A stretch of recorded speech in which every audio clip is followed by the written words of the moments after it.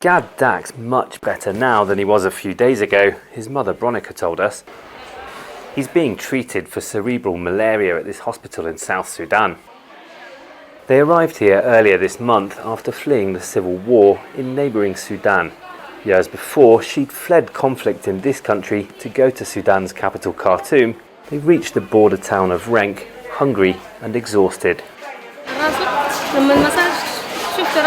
He became sick, he had no strength, his head was spinning and he fell down. I took him to a clinic and they gave him paracetamol.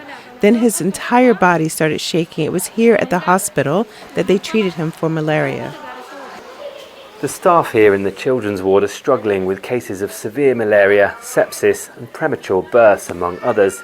They say 5 to 10 children are dying here every week.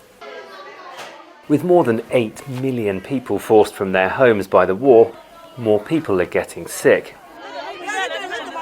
More than 500,000 have arrived here in Renk since fighting erupted between Sudan's army and the paramilitary Rapid Support Forces nearly a year ago. Many of them are South Sudanese who'd fled north before from conflict, floods or seeking jobs. A growing number are Sudanese refugees. About 15,000 are staying in this transit camp near the border.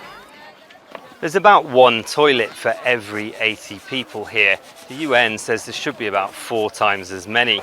These people have been given soap by one of its partner organisations to clean containers and try and prevent the spread of diseases like cholera. That's going to be more difficult in the coming weeks when the rainy season begins, and life's going to get a lot harder for people living in shelters like this. The humanitarian agencies say they lack the funds to cope with what's become the world's largest displacement crisis. The charity Doctors Without Borders supports the hospital. Most of the people coming here now have been displaced, and the medics are expecting more. So we're seeing a lot of malaria cases now, so in the rainy season we expect this could increase even further. I would also have concern about access to safe, clean drinking water.